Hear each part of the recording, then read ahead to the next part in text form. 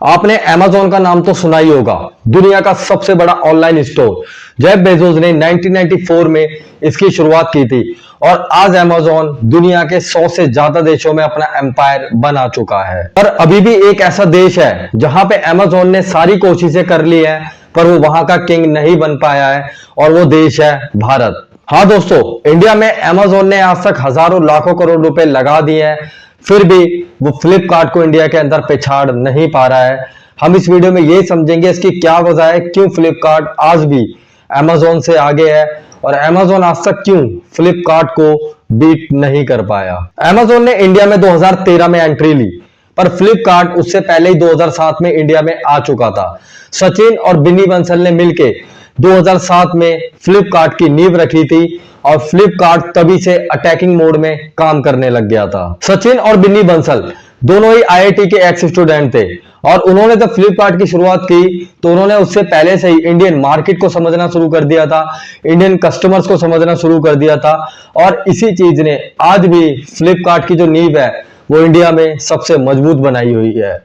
फ्लिपकार्ट ने सबसे पहले इंडिया में सीओडी शुरू किया, यानी कैश ऑन डिलीवरी, क्योंकि सचिन और बिन्नी बंसल जानते थे कि इंडिया के अंदर कोई भी ऑनलाइन पेमेंट नहीं करेगा, कार्ड के थ्रू पेमेंट नहीं करेगा।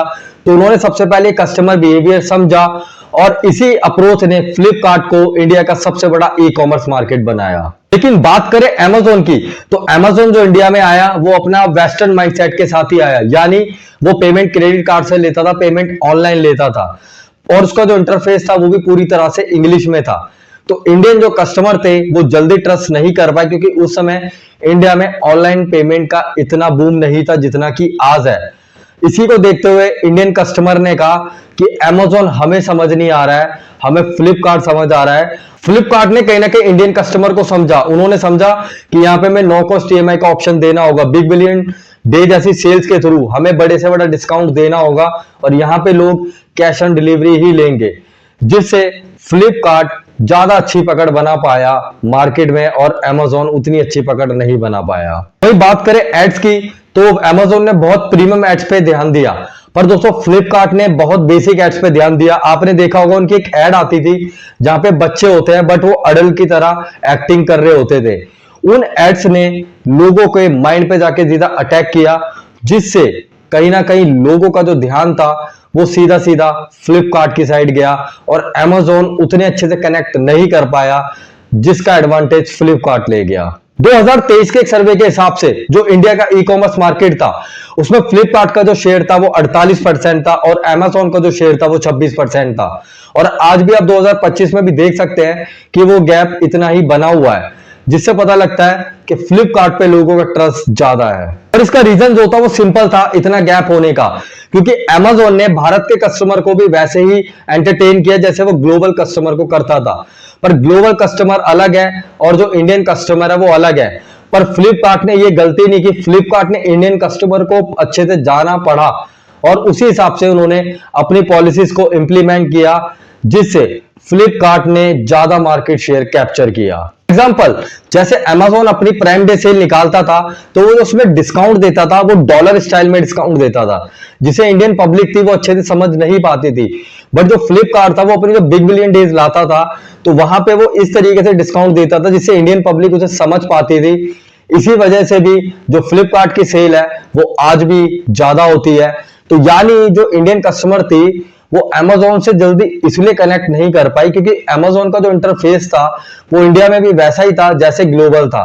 पर इंडियन मार्केट एक अलग मार्केट है, यहाँ पे कस्टमर को अलग से समझना पड़ता है और ये गलती हुई Amazon से, जिससे वो फ्लिपकार्ट से पीछे रह गया। वही Amazon के लिए जो इंडियन मार्केट था वो आसान नहीं था क्योंकि गवर्नमेंट के बहुत सारे रूल्स थे जो उसे काम करने के लिए रोकते थे, क्योंकि उस समय एफडीआई का एक ऐसा रूल था कि Amazon डायरेक्ट अपना कोई भी प्रोडक्ट सेल नहीं कर सकती है, उसे थर्ड पार्टी सेलर्स के थ्रू ही अपने प्रोडक्ट को सेल करने की अनुमति थी। तो इस वजह से भी वो उतने ओपन होकर काम नहीं कर पाया क्योंकि उस समय गवर्नमेंट के इतने रूल थे, जिस वजह से भी वो पीछे रह गया। तो बात करें फ्लिपकार्ट की, तो फ्लिपकार्ट ने इसे बहुत स्मार्टली हैंडल किया।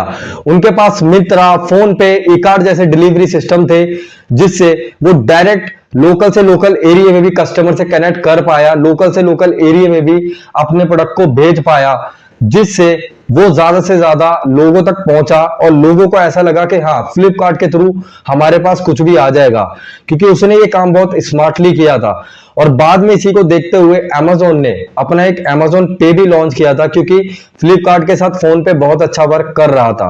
पर Amazon पे भी उतनी टक्कर नहीं दे पाया जितना फोन पे का मार्केट शेयर है। आज फोन पे 48% के मार्केट शेयर के आसपास है, वही Amazon पे जो है वो 2 से 4% के आसपास है। तो ये भी एक डिफरेंस था, क्योंकि लोग फ्लिपकार्ट पे जाके इजीली फोन पे के थ्रू पेमेंट कर देते थे, बट Amazon इसमें भी फ्लिपकार्ट से पीछे रह गया। और यही फर्क था इन दोनों में। फ्लिपकार्ट अच्छे से लोकल कस्टमर से कनेक्ट कर पाया, लोकल वेंडर से अच्छे से कनेक्ट कर पाया, लोकल डिलीवरी बॉयज अच्छे से कनेक्ट कर पाए। बट Amazon जो था, उसका जो माइंडसेट था वो ग्लोबल था, पर ग्लोबल माइंडसेट इंडिया में वर्क नहीं करता है। और ये भी एक रीजन था Amazon के फेल होने का इंडिया के अंदर। फ्लिपकार्ट ने इंडिया के हर शहर में अपना ट्रस्ट बनाया, साथ में कोई भी अगर कस्टमर केयर पे बात करना चाहता था तो उसकी लोकल लैंग्वेज में वो बात कर सकता था। अगर किसी को हिंदी में करनी है, तमिल में, तेलुगु में, मलयालम में, और उसका जो इंटरफेस था, उसकी ऐप, उसकी वेबसाइट, वो भी हर लैंग्वेज में अवेलेबल रहती थी। अगर कोई हिंदी में चाहे, इंग्लिश में चाहे, या किसी भी लैंग्वेज में। बट Amazon जो था वो वैसे ही नहीं दे पाया, वो रीजनल लैंग्वेज से जल्दी कनेक्ट नहीं कर पाया, जिससे भी कस्टमर उससे दूर रहे। पर आज की डेट में Amazon भी इन सब चीजों पे अच्छा काम कर रहा है। 2024 तक फ्लिपकार्ट के पास 450 प्लस मिलियन रजिस्टर्ड यूजर्स थे। वही बात करें Amazon के पास 2024 तक 350 प्लस मिलियन रजिस्टर्ड यूजर्स थे। यानी दोनों के बीच में 100 मिलियन कस्टमर्स का पूरा डिफरेंस था, जो बताता है कि फ्लिपकार्ट पे इंडिया में ज्यादा लोग ट्रस्ट करते हैं। और वही बात करें फ्लिपकार्ट की जो बैकिंग थी, वो भी बहुत स्ट्रॉन्ग थी, क्योंकि 2018 में वॉलमार्ट ने 16 बिलियन इन्वेस्ट किए थे फ्लिपकार्ट के अंदर, जिससे फ्लिपकार्ट और स्ट्रॉन्ग हो गया। और आप सब वॉलमार्ट को तो जानते होंगे, दुनिया का सबसे बड़ा ऑफलाइन स्टोर हर जगह जो होता है वो वॉलमार्ट का ही होता है। तो वॉलमार्ट ने भी एक बड़ा शेयर खरीद लिया फ्लिपकार्ट के अंदर, जिससे फ्लिपकार्ट को और ताकत मिल गई। वही बात करें Amazon की क्या मिस्टेक रही और उन मिस्टेक से हम क्या सीख सकते हैं, तो Amazon ने इंडिया के अंदर बहुत बड़ा इन्वेस्ट किया है। उसने 2013 से लेके 2024 के बीच में 7 बिलियन रुपीस का इन्वेस्ट किया है इंडिया के अंदर। पर दोस्तों, इतना बड़ा इन्वेस्ट करने के बाद भी Amazon को बड़ा रिजल्ट नहीं मिला। इसके जो रीजन है वो कुछ सिंपल से हैं। सबसे पहली बात, आप खाली टेक्नोलॉजी के बेस पे अपने प्रोडक्ट को इंडिया में नहीं सेल कर सकते हो।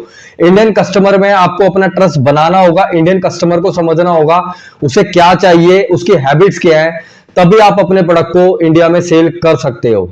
अगर आपने ये चीजें, ये स्टडी इंडियन कस्टमर पे नहीं की, तो आपकी कंपनी फेल होने के सबसे ज्यादा चांसेस हैं इंडिया के अंदर, क्योंकि इंडियन कस्टमर की एक अपनी आदतें हैं, उन्हीं आदतों के हिसाब से वो प्रोडक्ट को खरीदता है। और ये चीज फ्लिपकार्ट ने अच्छे से समझी। और सबसे बड़ी बात, अगर हम बात करें इंडिया में, तो इंडिया में हर जगह अलग अलग लैंग्वेज बोली जाती है। तो यहाँ के कस्टमर के साथ अगर आप उनकी लैंग्वेज के थ्रू कनेक्ट करते हैं तो आपको ज्यादा प्रॉफिट होगा, क्योंकि यहाँ का कस्टमर अपनी लैंग्वेज को प्रेफर करता है, साथ में उसे डिस्काउंट भी ज्यादा चाहिए होता है। और Amazon का जो सिस्टम है वो कहीं ना कहीं वेस्टर्न माइंडसेट के आता है, पर ऐसा नहीं है कि Amazon प्रॉफिटेबल नहीं है। आज भी Amazon इंडिया में प्रॉफिटेबल है और अच्छा खासा काम कर रहा है। पर बात करें फ्लिपकार्ट के मार्केट की, तो फ्लिपकार्ट को अभी भी Amazon टक्कर नहीं दे पाया है, क्योंकि फ्लिपकार्ट की अपनी एक मोनोपोली है, एक अपनी लीडरशिप है, जो Amazon को आज भी पीछे रखे हुए है। तो दोस्तों, इस कहानी से हम ये समझ सकते हैं कि बेशक आप दुनिया के किंग हो, पर अगर भारत में आपको किंग बनना है तो भारत को आपको समझना पड़ेगा, भारत के मार्केट को समझना पड़ेगा, नहीं तो आप भारत में आके फेल हो जाओगे। फ्लिपकार्ट ने कहीं ना कहीं इन चीजों को समझा, इसलिए फ्लिपकार्ट इंडिया में सक्सेसफुल है। पर Amazon भी आज की डेट में अब इन सब पे अच्छा काम कर रहा है। अब ये देखना होगा कि फ्यूचर में आखिर कौन होगा असली किंग ई कॉमर्स का इंडिया के अंदर। तो दोस्तों, अब आप भी कमेंट करके बताओ कि आप सबसे ज्यादा ऐप कौन सा यूज करते हो, आप Amazon यूज करते हो या फ्लिपकार्ट, कमेंट जरूर करना। तो चलिए मिलते हैं फिर नेक्स्ट वीडियो में, जब तक के लिए जय हिंद, जय भारत।